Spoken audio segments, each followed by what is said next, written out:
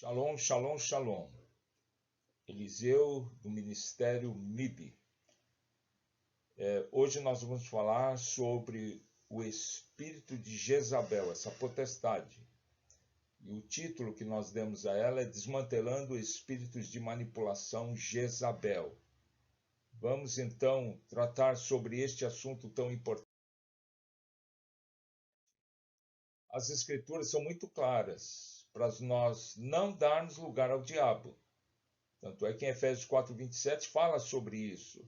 É porque há uma guerra iminente que acontece independente da pessoa querer ou não participar dela. Inclusive, diz que o diabo arma ciladas, Efésios 6:10. Finalmente, fortaleçam-se no Senhor e no seu forte poder. Note bem aqui que há um fortalecimento da parte de Deus sobre o guerreiro espiritual. Tanto é que é dito aqui, o nosso rabino, Shaul, está dizendo assim: vistam de toda a armadura de Deus, para poderem ficar firmes contra as ciladas do diabo. Pois a nossa luta não é contra pessoas, mas contra esses poderes e autoridades, contra os dominadores deste mundo de trevas, contra as forças espirituais do mal. Então nós temos aqui essas forças, elas atuam claramente no reino espiritual, certo? Então vamos ver aqui o que está dizendo aqui. Olha bem aqui. Essas forças atuam no reino material, tá bem? Tanto é que Tiago 4:7 diz: portanto, submetam-se a Deus, resistam ao diabo e ele fugirá de vocês. Então nós cremos aqui que há realmente uma luta manifesta. Note bem que toda a guerra espiritual é algo sério e aumentou muito nesses últimos tempos. Por quê? É um espíritos mais perigosos dentro das hierarquias satânicas, né? Ele age como? Com astúcia, com sedução, e tem a finalidade de destruir as igrejas do Senhor Jesus. Como é que age esse espírito de Jezabel, esses espíritos? Ele agem da seguinte forma: é um poder camuflado por trás do trono para destruir principalmente os profetas do Altíssimo. Jezabel, por natureza, ela destrói o profético dentro das igrejas. Então, esse espírito de Jezabel, é claro que é um demônio, não é uma mulher, pois anjos são assexuados, né? Então, porque damos nomes masculinos e femininos a essa potestade, a esses demônios? Então, pois dão ilustração de como atuam os demônios. Então, ele age principalmente em mulheres. É claro que não só mulheres, tanto quanto homens ele pode agir, tá bem? Então, nós temos aqui uma figura que vai dizer bem, caracterizar bem esta imagem, né? Que é uma máscara, né? É uma pessoa, que vai utilizar essa figura, essa imagem de parecer uma coisa, mas não é.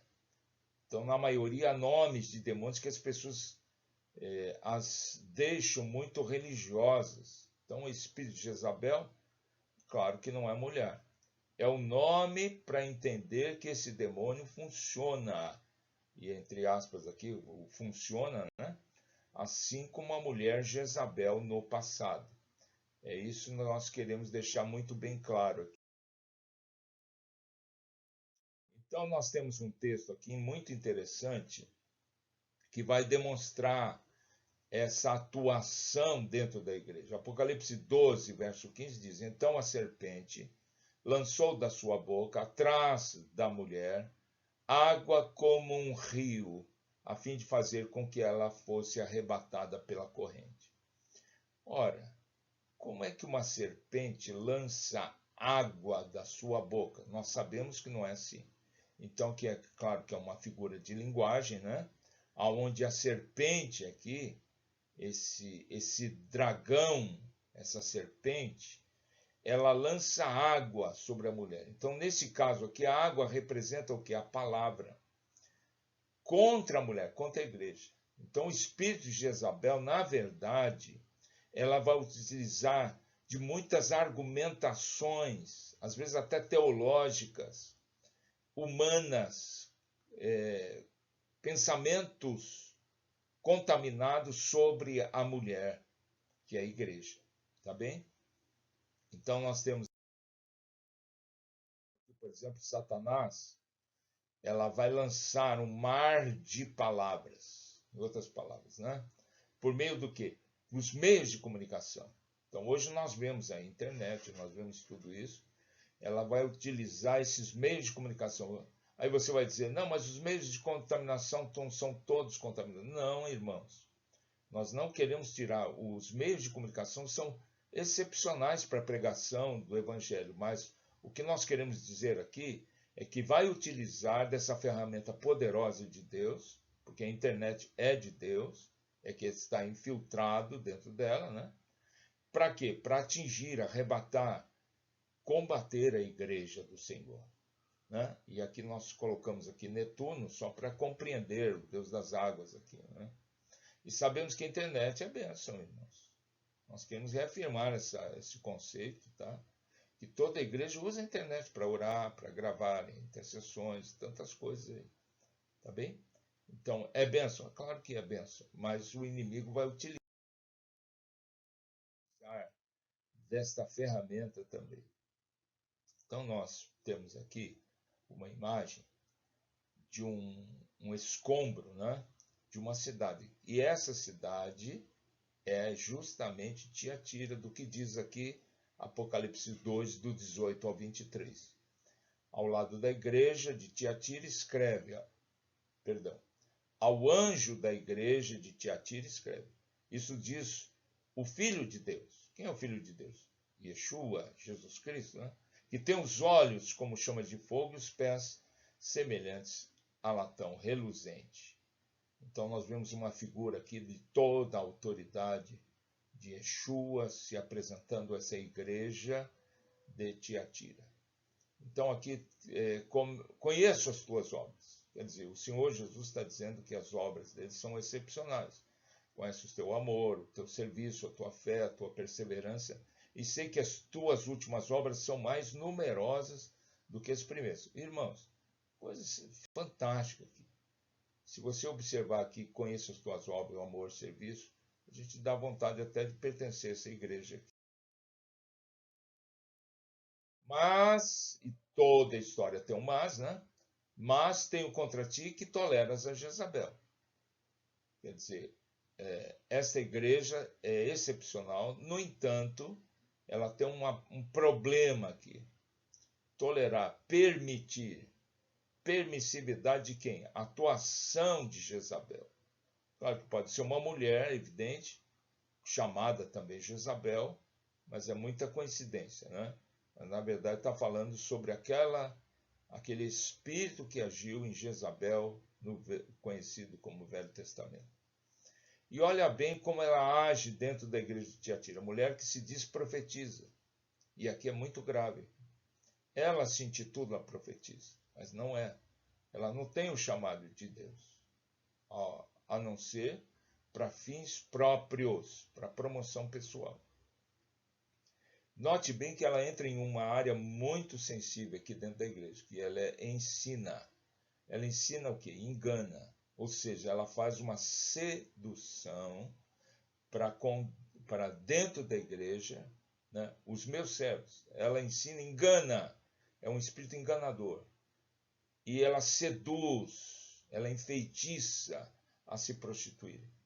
É aquela pessoa que diz assim, não, isso aí não tem problema, isso daí o pastor disse isso, mas não é bem assim. E aí ele relativiza tudo para poder dar uma abertura para a entrada dos demônios, né? E a cometerem de coisas sacrificadas aos ídolos. Presta atenção aqui na contaminação também. Ela leva à idolatria, porque está na carne, né? Ela conduz a carne à prostituição, tanto cultual quanto à prostituição carnal, né? Dê-lhe tempo para se arrepender-se, porque o Senhor é misericordioso, da sua imoralidade, a imoralidade tanto espiritual quanto carnal, mas ela não quer se arrepender, porque esse espírito, ele é orgulhoso, tá bem? E ele vai fazer assim, portanto, lançá-la-ei num leito de dores, bem como as grandes tribulações, os que com ela adulteram. Então, observe bem que ela atrai para junto de si as pessoas e também vai seduzir e levar as pessoas à perdição, caso não se arrependam das obras que ela incita. Quer dizer, ela tem uma argumentação, uma lábia muito grande. E aqui o Senhor está dizendo, dá o julgamento, né? Ferirei de morte aos seus filhos. Note bem aqui que tem consequências aqui até a terceira e quarta geração dos descendentes da pessoa que são utilizados ou que dão crédito a esse espírito de Jezabel. Então todas as igrejas saberão que eu sou aquele que esquadrinha os rins e os corações, e darei a cada um de vocês segundo as vossas obras. Bem, vamos seguir. Então, como que a gente pode colocar aqui, em resumo, essa potestade? É um demônio, ela atua na igreja, como nós vimos em Apocalipse 2. Esse demônio não atua no terreiro, mas na igreja, prioritariamente. Pode agir também, pode, mas prioritariamente está dentro da igreja, como diz lá em Apocalipse. Ela atua no meio das famílias nas igrejas. E ela não quer se arrepender, porque é um espírito maligno. Ela não tem arrependimento, irmãos. Quem vai ser atingido pela sedução, e aqui a imagem aqui é muito clara, aqui, os que com ela concordem, pois ela prostitui e incentiva a comer carne dedicada consagradas a ele. Ela vai dizer assim, não, mas essa pipoquinha aqui dedicada a Cosme Damião, não tem problema. Essa carne aqui sacrificada é Exu Caveira, não tem problema. Essa bebida aqui não tem nada a ver. E aqui nós vamos ver que ela vai seduzir e levar a pessoa com argumentações, parecem lógicas, mas não reais. Quando aceitamos certos ensinos de Jezabel, estamos adorando os ídolos ao invés de Deus. Claro, irmãos, porque ela está seduzindo as pessoas. Então, Jezabel, qual o nome Jezabel? O que significa a palavra? Então, eu busquei na internet aqui, e aqui está dizendo, significa Baal exalta, Baal é marido, ou aonde está o príncipe, tá bem? Jezabel é um nome feminino, de origem hebraica, né? E fala aqui Isabel, que significa Baal exalta, ou esposa também, dentro do dicionário de nomes, tá bem?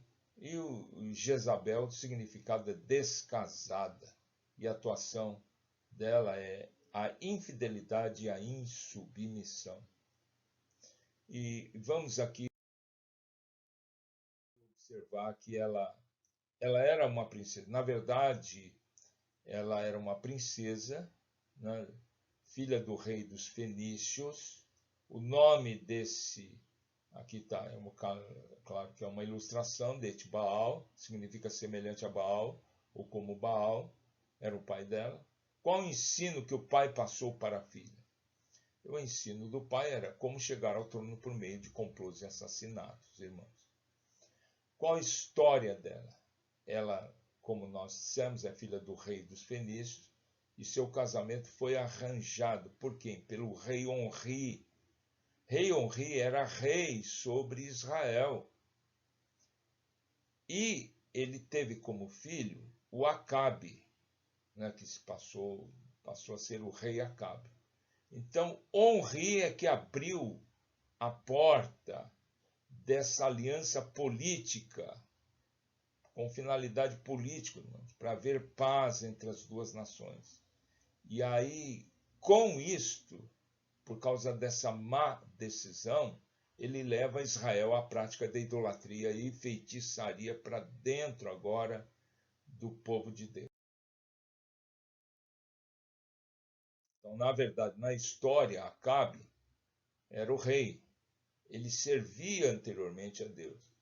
Mas, por conta da palavra empenhada, da aliança que foi feita com os fenícios, ele preferiu se casar com a filha de um pai de santo, vamos chamar assim, né?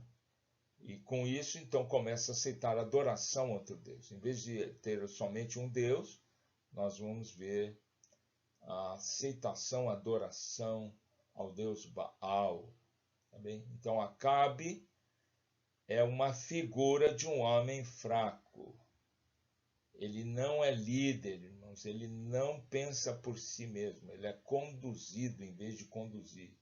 Ele não fica na liderança, pois a mulher o manipula em tudo.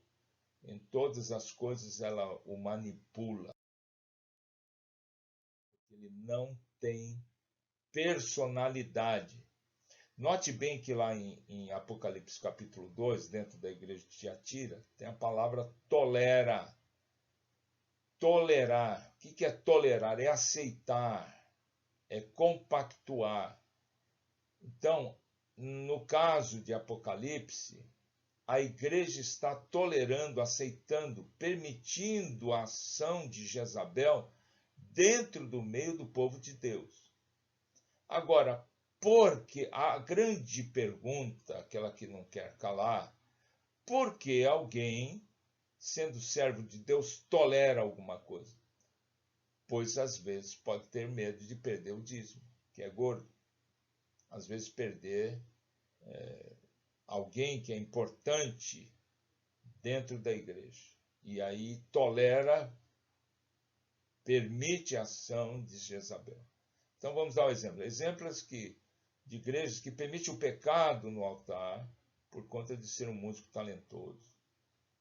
O dízimo dele é gordo e tudo mais, né? Melhora muito a questão musical da igreja, mas a que preço, irmãos?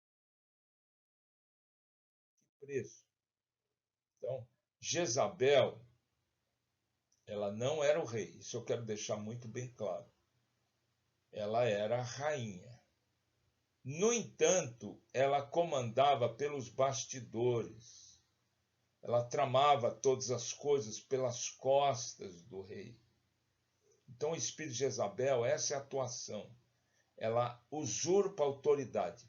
É uma pessoa extremamente usada pelas trevas, insubmissa. A insubmissão é a sua grande marca. A igreja tem um líder, claro que é Jesus. E a igreja tem um anjo, como diz a própria palavra de Deus lá em Apocalipse, está falando, que é o líder da igreja. É o pastor, é o apóstolo, ou seja, o título que ele recebeu lá. Ele foi colocado como o pastor do rebanho. Só que Jezabel não vai aceitar esta liderança. Ela não aceita essa liderança. Ela quer liderar por conta dos bastidores. E aqui eu pus uma figura, né, de uma mulher pisando na cabeça de um homem aqui, né? Ela sentada na sua poltrona lá. A igreja tem sintonia. E quem manda? E aí a grande pergunta, é a diretoria que manda. Então, cuidado, às vezes a diretoria pode estar sendo usada como um espírito de Isabel. Coloca o pastor à frente da igreja, mas ela, na verdade, por detrás é que comanda tudo. Então, na verdade, o líder, o pastor, o apóstolo, ao invés de ser o servo de Deus, tendo, por exemplo, um grupo de pessoas manipulando, ele se torna meramente um empregado, um subalterno ligado a essa diretoria ou desse grupo de pessoas, né? E aí, o que acontece? Quando o pastor ou o líder da igreja, aquele que tenha o cajado na mão, ele vai se levantar, o que que faz? A diretoria, como tem, às vezes manipula o dinheiro, manda o líder embora da igreja. E aí o pastor não pode fazer nada, pois é a diretoria que tem mais dinheiro. E aí manipula todas as coisas. É algo gravíssimo, irmãos. Então o espírito de Jezabel é independente de Deus. O espírito de dependência é o espírito de isolamento, irmãos. Então Jezabel, normalmente, ela é uma pessoa isolada na sua característica. Não é exatamente o que está acontecendo com a internet? Ela não está fazendo com que as pessoas se isolem para que esse espírito atue dentro da pessoa? Né? Ela isola para ter o domínio sobre a pessoa. Ela divide para dominar. Esta é a grande questão, a chave aqui, para nós entendermos esse espírito de Jezabel. Então, o que o inimigo quer fazer? Isolar as pessoas, porque elas ficam mais frágeis. Unidos somos mais fortes, não é isso o ditado? Então, as pessoas ficam no quarto, somente acessando sites pornográficos e assim por diante. Ela está sendo contaminada ali naquela solidão, e aí não preciso ir à igreja, né? E aí nós vemos a atuação de Jezabel dizendo, né, tem umas pessoas aí que são altamente contaminadas e você não preciso ir à igreja, não preciso me reunir, não preciso orar com meu irmão, eu não relaciono com as pessoas, porque eu tenho a internet, assisto o culto de longe, não tem comunhão, não tem nada. Então, na verdade, o inimigo está cercando a pessoa de muitas. Então, por exemplo, quem que é o rei? E aqui uma figura aqui bem emblemática, né? Quem que é verdadeiramente o rei? Então, o espírito de Jezabel vai fazer o quê? É o poder atrás do trono. E ela quer galgar posições. E aí ela ultrapassa o comando do rei. E isso chama-se a atuação de Jezabel. Ela é rainha. Aqui é claro que é uma ilustração só para compreender. Ela é rainha, mas na verdade quem manda em tudo é ela, por detrás do rei. Por causa dele ser fraco. Tá bem? Então, vamos ver exemplos aqui. E aí você vai dizer assim, mas isso aconteceu também na época de Jesus? Sim. E aí eu vou dar um exemplo aqui, que eu pus exemplo 1 aqui, os meios dos discípulos. Olha a atuação já no meio dos 12 de Jesus, né? Houve uma discussão entre eles, né? Quem é o maior no reino de Deus? Em Marcos 9 e Lucas 9. Uma discussão para quem é o maior. Ora, irmãos, por favor, quem era maior lá era Jesus. E nós, o restante eram servos deles, discípulos deles, aprendizes dele. Mas eles estavam discutindo isso. Então, provavelmente, Jezabel estava atuando aqui. Um exemplo número 2 aqui. E aí nós temos aqui uma figura também muito interessante aqui. Dentro das igrejas que têm disputa de cargo. Eu sou maior que você. Aí é o dedo apontando aqui, o outro até com a gravata voando aqui. Né?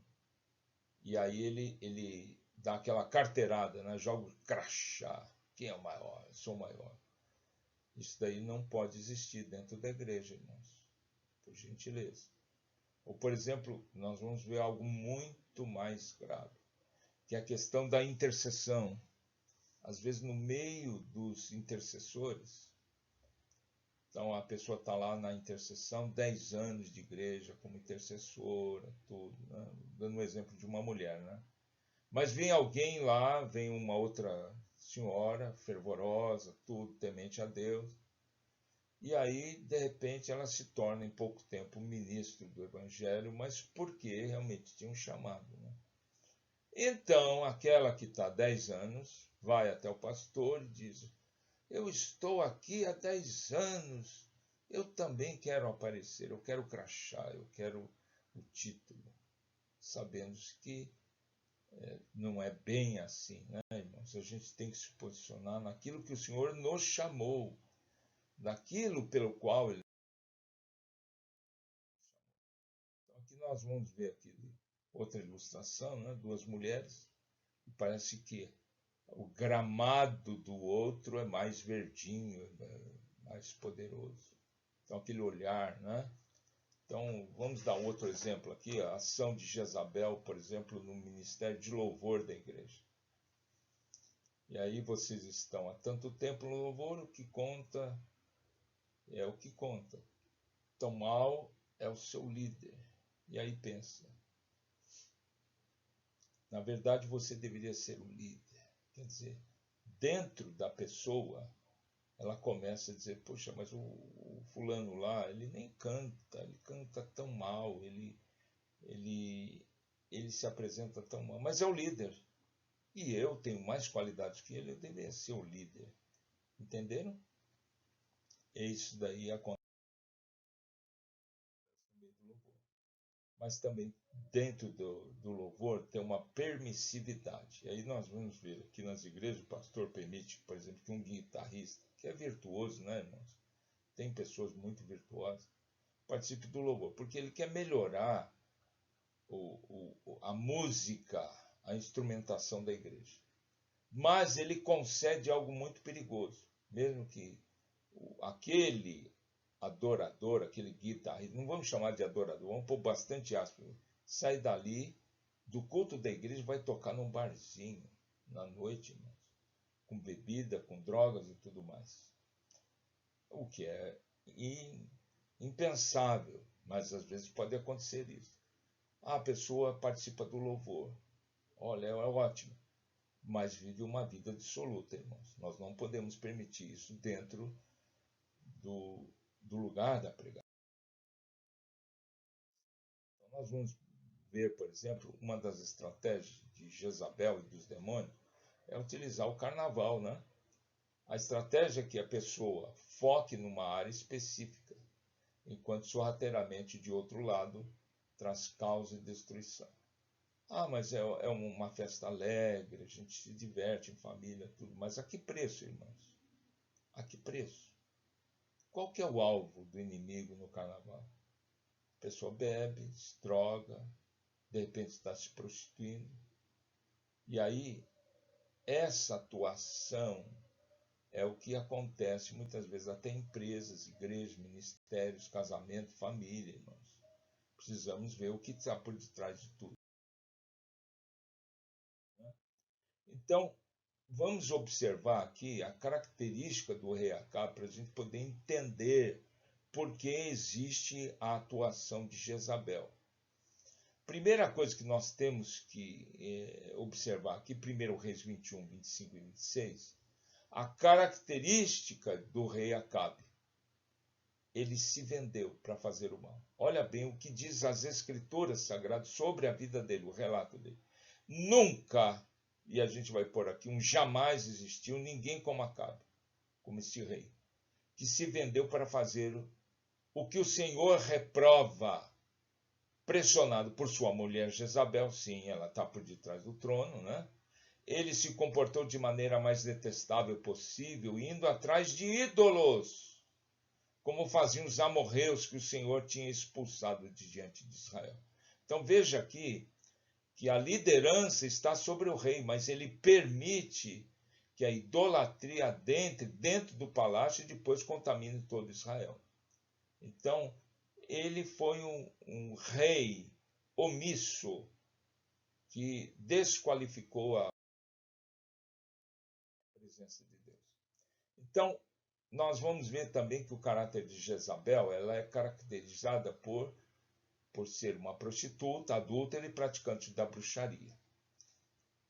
Observe bem para este encontro aqui, que as escrituras relatam em 2º livro de Reis 9, 22. Vamos observar aqui que o rei Jorão era o filho de Acabe com Jezabel, ok? E esse tal de Jeú aqui, que nós vamos ler agora, tornou-se o rei ungido por Deus no lugar de Jorão. Então, observe bem o que diz o texto. Quando Jorão, que é o filho de Acabe com Jezabel. Viu Jeú. Jeú era ungido de Deus, ia se tornar rei. Então Jorão pergunta: você vem em paz, Jeú? Você vem em Shalom? E aí Jeú responde, olha só como ele é assertivo, ele é direto. É aquela pessoa que fala curto e grosso. Como pode haver paz enquanto continua toda a idolatria e as feitiçarias da sua mãe, Jezabel? Veja que ele não mede palavras e por isso Deus o escolhe, por causa da sua assertiva, de ser direto. Né? Então, como é que atua? Vamos dar um exemplo do caso aqui da atuação de Jezabel. Tinha uma vinha, tá bem? De um vizinho onde era lá o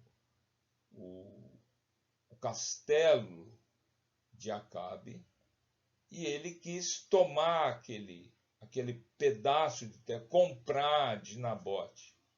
Só que Nabote tinha aquela propriedade há gerações. Os seus antepassados plantaram aquela vinha. Ele falou assim: eu não posso vender a herança dos meus pais, seria desonrar a memória deles. E aí o que Jezabel faz? O Acabe fica doentinho, porque ele é uma pessoa fraca, fica de cama por causa da resposta de Nabote. E aí o que faz Jezabel? Pega o selo real, aquela marca, né, com cera, escreve cartas em nome do rei, ela manipula a situação e põe o selo real. E manda aquele selo para as localidades em Israel. E aí o que fizeram? Foi decretado um jejum e fizeram Nabote, que é a pessoa aqui que tem o terreno, que não queria vender por questões, claro, corretas, senta-se num lugar destacado no meio do povo. Por quê? Puseram ele na cadeira dos réus, né? E aí, olha bem o que fizeram. Puseram 2 homens vadios, ou seja, 2 homens que foram pagos, subornados, só que Jezabel não aparece. Vieram se sentar em frente dele e acusaram diante do povo, dizendo: Nabote amaldiçoou tanto a Deus quanto o rei. Por isso o levaram para fora da cidade e apedrejaram até a morte. Ou seja, fizeram 2 testemunhas contra uma. E ora, claro que a palavra de 2 é maior do que a palavra de 1. Né? Então mandaram informar Jezabel.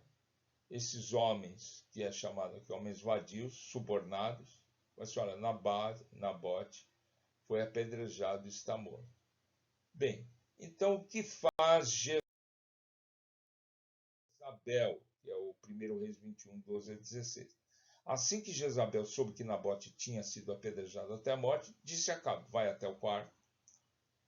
O bolachão está lá deitado na cama e ela diz assim: levante-se e tome posse da vinha que Nabote de Jezreel recusou-se a vender.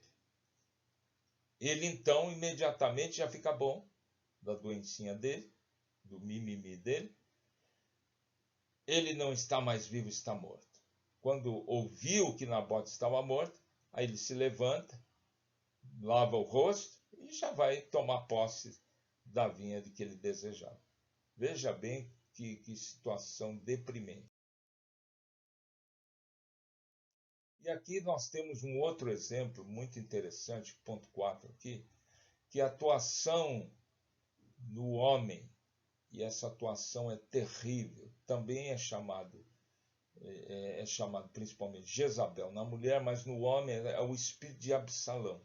E nós vamos ver que se caracteriza muito, é muito próximo do que aconteceu com Jezabel, que manipula situações para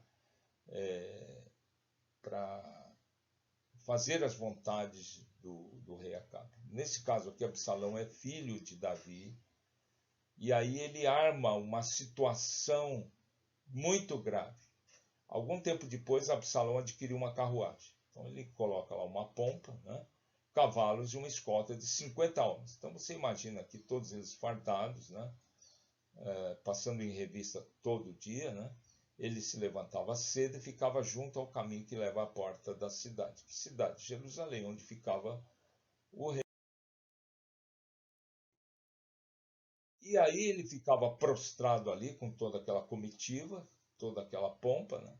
E sempre que alguém trazia uma causa, uma situação para ser resolvida, um julgamento de alguma causa para ser decidida pelo rei, o rei Davi aqui no caso, então Absalão intervinha, chamava a pessoa, perguntava de que cidade vinha, ele era muito cortês, aparentemente cortês, né?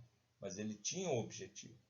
A pessoa respondia que era de uma cidade, tal, né? E Absalão dizia: a sua causa realmente é válida, é legítima, mas, e aqui ele coloca o veneno aqui, mas não há nenhum representante do rei para ouvi-lo. Quer dizer, ele mentia, porque todos estavam lá dentro para ouvir, para questionar, para dar os conselhos reais. Só que ele dizia que não. E Absalão aí ainda acrescentava isso: quem me dera ser designado juiz desta terra. Todos os que viessem por causa ou uma questão legal viriam a mim e eu lhe faria justiça. Ou seja, quer dizer que o rei não fazia justiça? Claro que ele fazia, né, irmãos? Mas aqui ele está jogando lenha, gasolina na fogueira aqui. E sempre que alguém se aproximava dele para prostrar-se em sinal de respeito, claro, porque era o filho do rei, né? Absalão estendia a mão, não permitia que a pessoa se curvasse, abraçava e beijava, sem vergonha. Olha só a estratégia dele. Ele mostrava uma amizade, tudo por interesse. E Absalão agia assim com todos os israelitas que vinham pedir que o rei lhe fizesse justiça. Assim ele foi conquistando a lealdade dos homens de Israel. E aí está em 2 Reis 15, de 1 a 6, esse texto, irmãos. Então veja aí como que lamentável atuação. Nós estamos falando aí do filho do rei Davi. Mas, e aqui tem um quinto ponto que nós precisamos observar, que é a atuação dos levitas, irmãos. É um espírito de rebelião. Então, veja bem aqui, os levitas é a tribo de Levi, que foi encarregada de cuidar do tabernáculo de Deus, das ofertas, está oferecendo a Deus, tudo mais, trabalhando juntamente com a linhagem araônica, que era o sumo sacerdote, e servindo a Deus ali. Veja bem aqui, Corá, olha só a linhagem dele, era filho de Sar, neto de Coate, bisneto de Levi, ou seja, ele tinha uma linhagem sacerdotal aqui importante, mas ele não se contenta, porque Corá e esse espírito de rebelião, ele sempre vai levar mais pessoas a se unirem a ele, nesse espírito de rebelião. E ele reuniu Datã e Abirão, que eram filhos de Eliabe, e On, filho de Pelete, e todos da tribo de Ruben. Então nós temos Datã, Abirão e On, da tribo de Ruben. Ele, líder, né? Também filho, mas bisneto de Levi, que também oferecia no tabernáculo. Com eles estavam 250 israelitas. Note bem a qualificação desses 250 líderes bem conhecidos na comunidade, que haviam sido nomeados membros do conselho, ou seja, eles tinham voto dentro de Israel. Era como se fosse aqui um senado israelita. Todos eles se levantaram sob o comando de Corá para se levantarem contra quem? E eles se ajuntaram contra Moisés e Arão e lhes disseram: basta, a assembleia toda é santa, cada um deles é santo e o Senhor está no meio deles. Ou seja, ele está dizendo: quem diz que é só você que é usado por Deus? Nós também somos. Então, por que vocês se colocaram acima da Assembleia do Senhor? Irmãos, pelo amor de Deus, o Senhor nos ajude. Moisés foi colocado por ele mesmo se intitulou? Não, ele foi chamado por Deus, lá no monte. A sarça e tudo mais, o Senhor fala com ele ali, dá o comando, chama, quando ele não era nada, irmãos. Ele estava no deserto. Então, não foi o chamado dele, foi o chamado do Senhor. Nós sabemos. Agora, Moisés, o que aconteceu? Quando ele ouviu isso, aí Moisés já ligou todas as sirenes. Falou assim, opa, Moisés o quê? Fez o quê? Gritou, xingou? Não. Ele se prostrou em arrependimento, rosto em terra. E aí depois, quando ele se humilha diante de Deus, porque certamente ele fez uma oração dizendo, Senhor, não fui eu que te fui chamar, foi o Senhor que me chamou. Eu estou aqui por causa do teu chamado, não por causa de outra coisa. Não por causa de outras intenções. Não. Sonda o meu coração.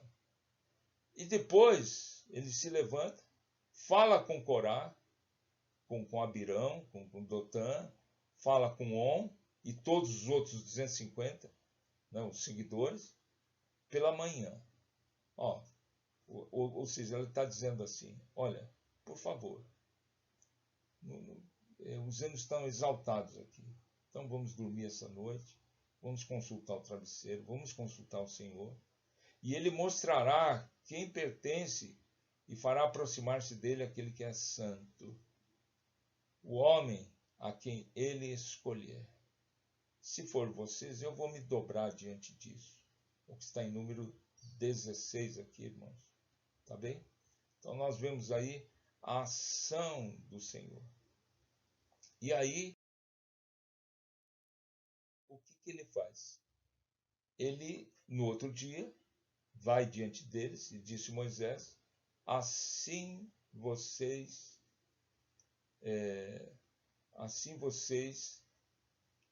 saberão que o Senhor me enviou para trazer todas essas coisas e que isso não partiu de mim, de maneira alguma. E ali humilhado diante do Senhor e das pessoas. Se estes homens tiveram morte natural, quer dizer, se eles viverem naturalmente a vida, né, que é nascer, desenvolver, depois morrer, né, e experimentar somente aquilo que normalmente acontece aos homens, então o Senhor não me ouviu. Mas, aí ele põe uma condição, se o Senhor fizer acontecer algo totalmente novo, e a terra abrir a sua boca, engolir, junto com tudo que é deles, e eles descerem junto ao Sheol, então vocês saberão que esses homens desprezaram o Senhor. Bem, aqui a figura já está mostrando o que aconteceu naquela manhã. A terra se abriu e todos eles, irmãos, foram consumidos vivos, abriu-se um buraco, uma fenda, e eles foram levados até o centro da terra.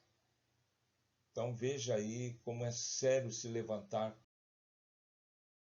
contra o ungido de Deus. Então por isso que as Escrituras falam que a rebeldia é como um pecado de feitiçaria, porque ele incita as pessoas.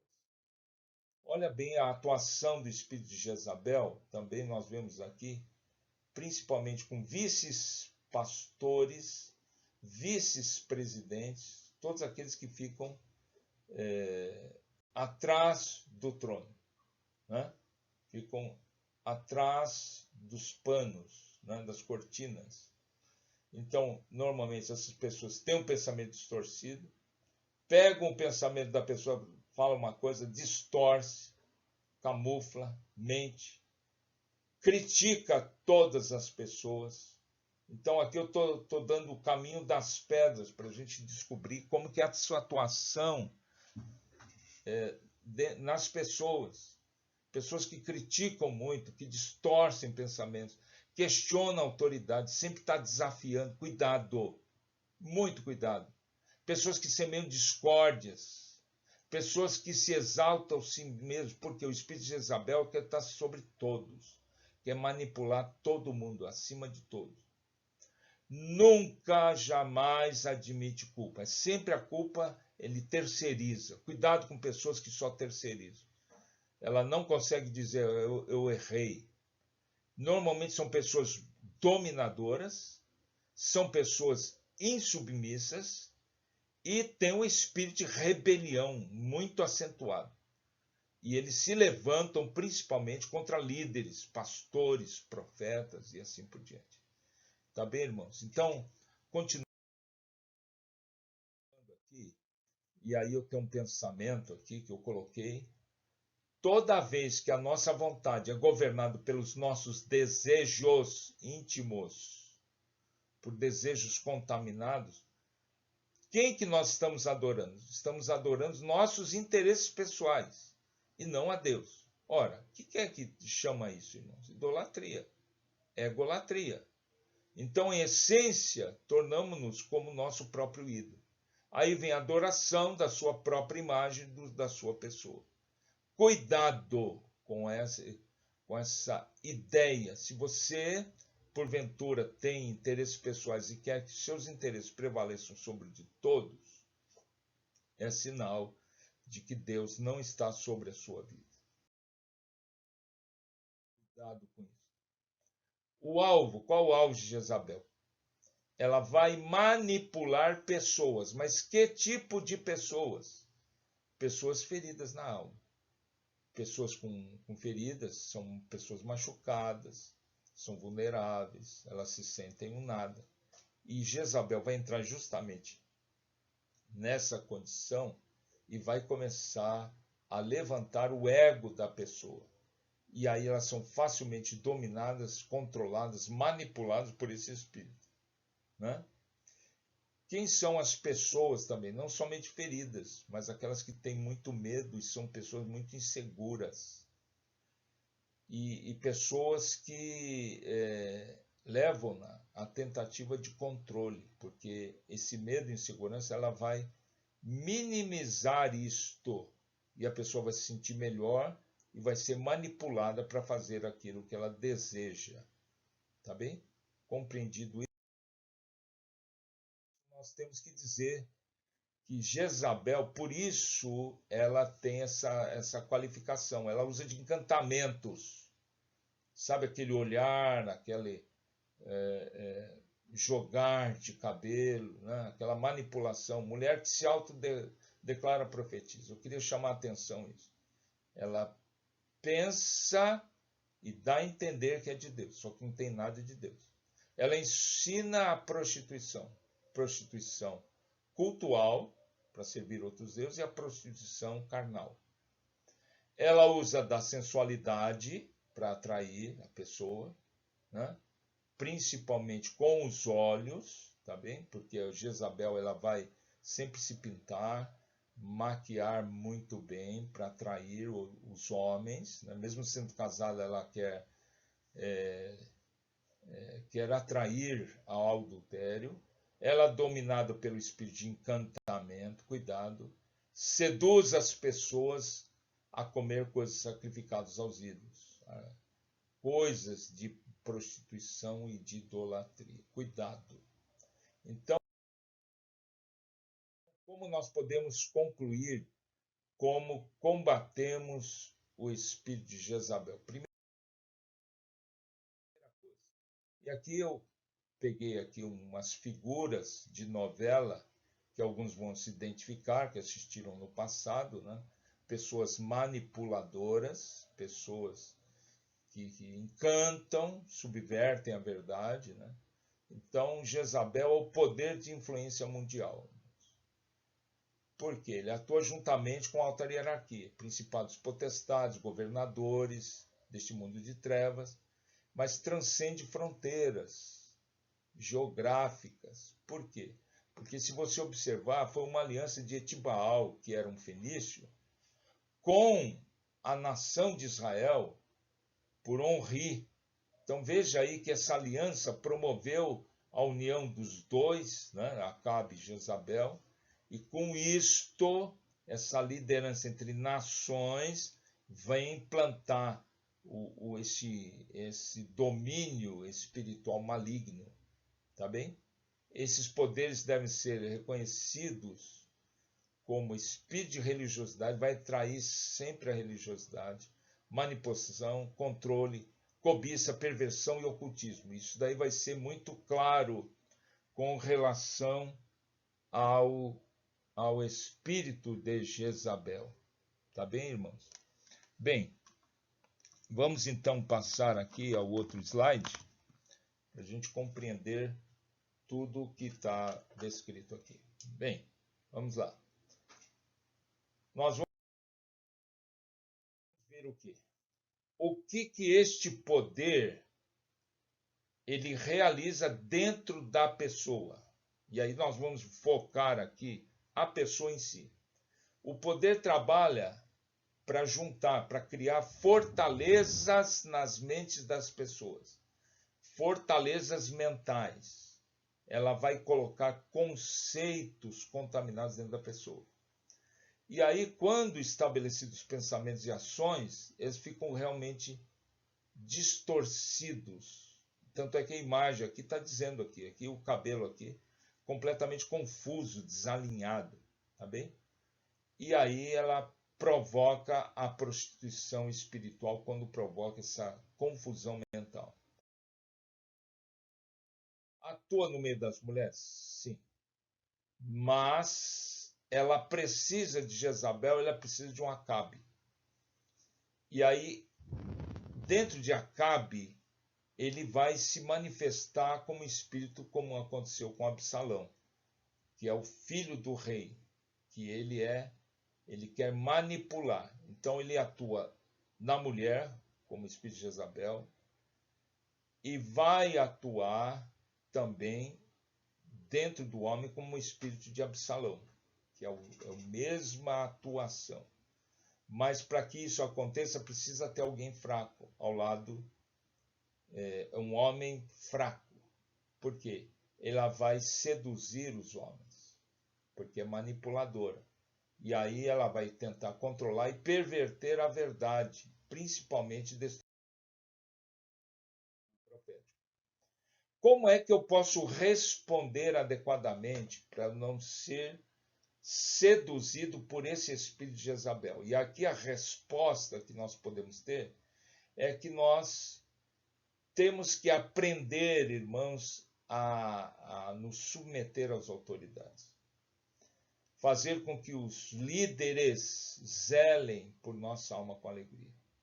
Fazer e concordar com eles, irmãos, porque eles foram colocados por Deus. Toda autoridade foi colocada por Deus. Eu tenho que crer que Deus está no controle de tudo. E aí nós podemos aqui discordar. Podemos discordar? Sim, sem dúvida, irmão. Da autoridade, pode.